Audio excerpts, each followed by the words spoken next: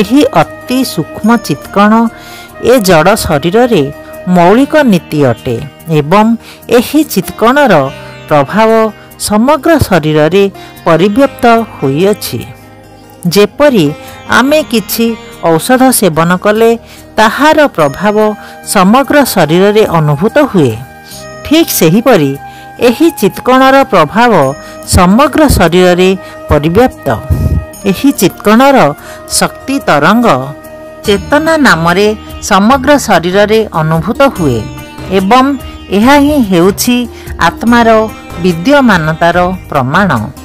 ଯେ କୌଣସି ସାଧାରଣ ଲୋକ ଏକଥା ବୁଝିପାରିବ ଯେ ଚେତନାବିହୀନ ଜଡ଼ ଶରୀର ହେଉଛି ଏକ ମୃତ ଶରୀର ଏବଂ କୌଣସି ଭୌତିକ ଉପାୟରେ ଏହି ଚେତନାକୁ ଶରୀର ମଧ୍ୟରେ ପୁନର୍ଜାଗରିତ କରାଯାଇପାରିବ ନାହିଁ।